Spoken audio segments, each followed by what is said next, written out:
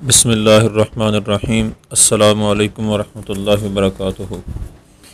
नाज़रीन किराम, उम्मीद है आप खैर आफ़ियत से होंगे। अल्लाह ताला हर एक को सेहत व आफ़ियत अता फ़रमाए। तो किंग सऊद यूनिवर्सिटी के मुतालिक कुछ चीज़ें जिनका बार बार जो है ना वो सवाल हो रहा था, तो मैं चाहता हूँ कि उसके मुतालिक कुछ रहनुमाई और मालूमात जो है ना वो जो सवालात किए गए हैं, चंद लोगों ने किए हैं, उनको सामने रख के एक वीडियो बना दी जाए। तो पहला ये सवाल है कि जो किंग सऊद यूनिवर्सिटी में मुकम्मल स्कॉलरशिप पर तखस्सुस एक अरबिक डिप्लोमे में है, उसमें अप्लाई जारी है। तो उसके लिए ये डिप्लोमा कितने साल का है, पहले ये बात है। तो अरबिक लैंग्वेज का जो डिप्लोमा जो है ये 2 साल का होता है। सऊदीया की किसी यूनिवर्सिटी में भी किया जाए 2 साल का ये डिप्लोमा होता है। और ये आम नहीं होता कि जिस तरह हमारे यहाँ पाकिस्तान इंडिया में स्पोकन इंग्लिश के या दीगर कोर्स करवाए जाते हैं कि वो बिल्कुल शार्ट होते हैं। ये बहुत तफसीली और बेहतरीन होता है और इसमें दाखिला मिलना भी बहुत बड़ी और फ़ायदे वाली बात है। दूसरा सवाल है कि यूनिवर्सिटी की तरफ से जो सहूलियात मिलती हैं वो क्या क्या सहूलियात हैं। तो पहले नंबर पर उम्रा करने पर यूनिवर्सिटी वालों की तरफ से कोई पाबंदी नहीं होती, बंदा उम्रा कर सकता है। तालीम मुकम्मल फ्री है और 1 महीना में 840 रियाल जो पाकिस्तानी तकरीबन 40,000 42,000 से ऊपर बनते हैं, ये 840 रियाल स्कॉलरशिप दी जाती है।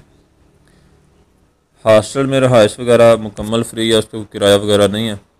इलाज मुआवजा जो है वो मुकम्मल फ्री है। दाखिला होने के बाद मखसूस शराइत पर फैमिली वीज़ा जो है ना वो भी मुकम्मल तौर पर फ्री मिल जाता है। हवाई सफ़र जो है मुकम्मल फ्री है। शुरू में जब दाखिला होना है उस वक़्त जब जाना है तो टिकट वगैरह वही देते हैं और फिर हर साल एक मरतबा। तालीम मुकम्मल करने के बाद आखिर में 2700 रियाल मिलते हैं किताबें वगैरह को पाकिस्तान कार्गो करने के लिए। तो ये हैं सहूलियात। अब सवाल है रिक्वायरमेंट्स का कि क्या क्या रिक्वायरमेंट्स हैं। तो पहली चीज़ है कि रिक्वायरमेंट से पहले उम्र जो है 25 साल से कम होनी चाहिए। पासपोर्ट बना हुआ होना चाहिए किसी भी यूनिवर्सिटी में, सऊदीया की किसी यूनिवर्सिटी में अप्लाई करने के लिए। ये बात हमेशा याद रखें कि पासपोर्ट बना हुआ होना चाहिए। और तीसरे नंबर पर खासा या FA का सर्टिफिकेट सनद अगर मौजूद है तो। और चौथे नंबर पर खासा या FA का कश्फ दराजात रिज़ल्ट कार्ड, जिसे बाज़ लोग DMC भी कहते हैं, डिटेल मार्क, इस तरह को DMC भी कहते हैं। और अगली चीज़ है कि CV होनी चाहिए, हर आदमी की CV जो है ना वो तैयार हो। एक तस्वीर चाहिए जिसका बैकग्राउंड सफ़ेद हो, सर पर टोपी पगड़ी वगैरह ना हो और बैकग्राउंड सफ़ेद हो और ऐनक भी ना लगाई हो। एक ईमेल चाहिए और उस ईमेल का पासवर्ड भी चाहिए। वो इसलिए कि ईमेल को अपने मोबाइल में एक्टिव करना होता है और एक्टिव करके फिर यूनिवर्सिटी की तरफ से रजिस्ट्रेशन वाला मैसेज आता है, तो उस पर यूनिवर्सिटी का अकाउंट बनाना होता है। एक ये तरीका है। दूसरा है कि ईमेल दे दिया जाए तो फिर जब दाखिला भेजूँ तो मैं ईमेल आपका लगा के अप्लाई करूँगा तो आपको ईमेल आएगी। उस ईमेल पर जब ईमेल ओपन करेंगे तो लिखा होगा तीसरी चौथी लाइन में इज़्ज़त होना, वहाँ क्लिक करें।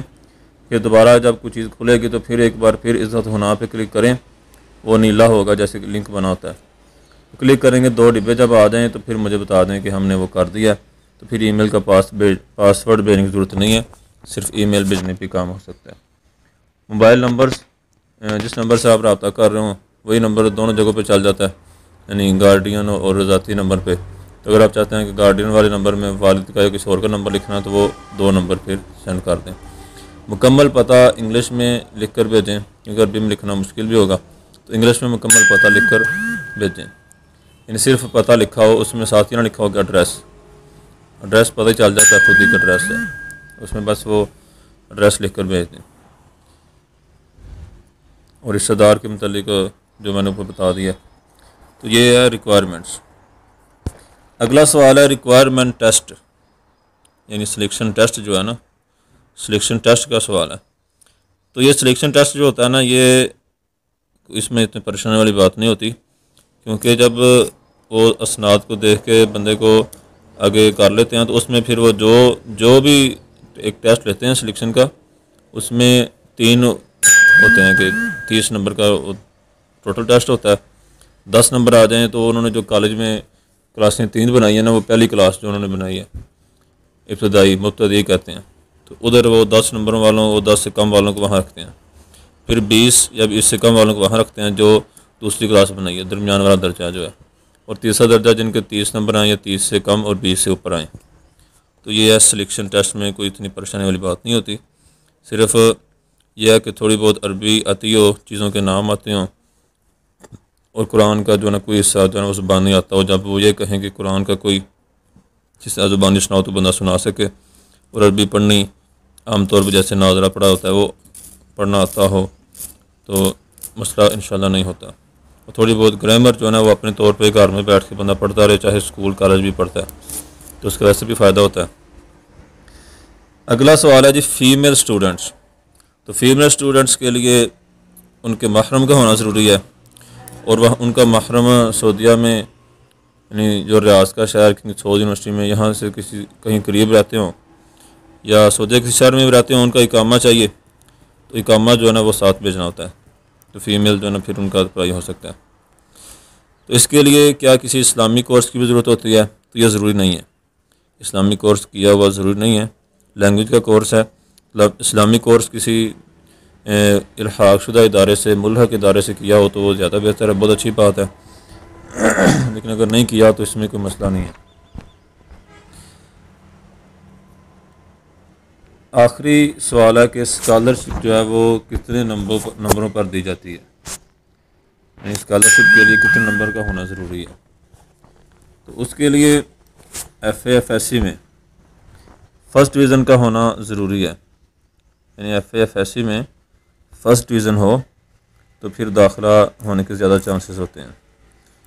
अदरवाइज़ अगर FA में नंबर फ़र्स्ट डिवीज़न नहीं है, यानी 60% से ऊपर नहीं है, तो फिर यह है कि अगर नंबर 50% भी हैं तो साथ मैट्रिक की सनद लगा दी जाती है जिसमें नंबर ज़्यादा हों, ताकि आपकी काबिलियत का अंदाज़ा हो जाए, और बाज़ मसरूफियात की वजह से FA में नंबर कम आने का पता उनको चल जाए।